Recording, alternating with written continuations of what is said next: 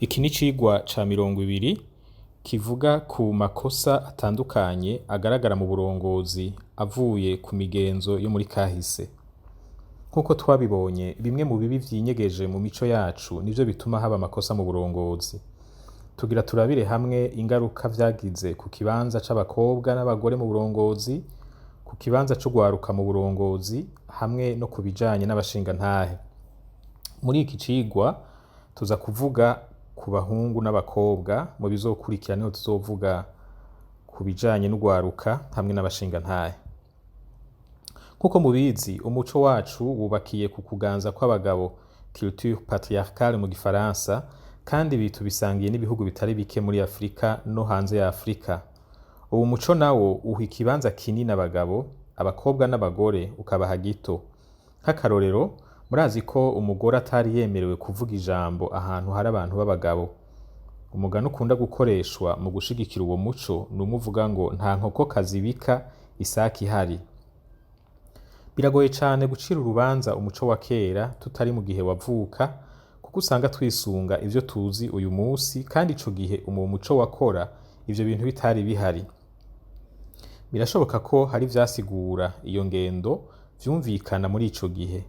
Ingorane nuko n'uyu musi ico kintu kibandanya kandi ibintu vyarahindutse. Amategeko agenga ingo n'imiryango aremeza ko mu burongozi bw'urugo, naho umugabo ari wabazwa ivy'urugo ubwa mbere, ico gikorwa c'uburongozi agikorana n'umufasha wiwe. Ariko naho ayo mategeko ahari, umuco uracagenderwako n'abagabo benshi, ndiko ndavuga wa muco wo gukumira abagore, aho usanga bafata ingingo zerekeye urugo abagore babo batazi ikintu na kimwe, kandi bakumva ko kubahanuza bidakenewe. Nk'akarorero, itunganywa ry'ubutunzi bw'umuryango, hari abagabo benshi babikora uko bavyumva, batagishije inama abagore babo, kandi bizwi ko ubutunzi bw'urugo babusangiye. Abagabo benshi boroherwa kuganirira imigambi bafise abagenzi babo b'abagabo nkabo, kuruta kuyivugana n'abo bubakanye. Abagabo turakwiye kwihanura kuri iki kintu, tumenyere guha ikibanza gikwiye abo twubakanye mu gutunganya ingo zacu. Abatarubaka nabo nibabe baravyitegurira hakiri kare, kugira ngo nibashika mu ngo bazoshobore gukora bisunze ibihe tugezemwo.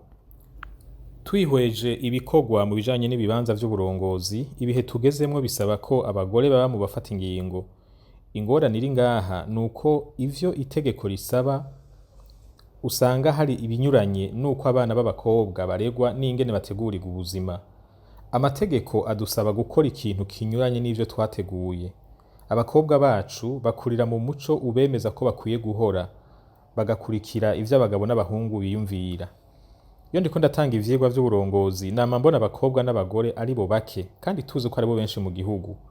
Vyongeye, nama mbona babaza ibibazo bwa nyuma canke ntibanabibaze, kuko inkokokazi ntibika isake zihari.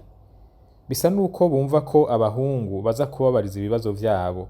Umuco wacu warabaremereye cane, ku buryo bumva batokubahuka kuvuga mu bantu, kuko uwushwashwanutse agashikiriza ico yiyumvira, hari aho yitwa uwutagira indero.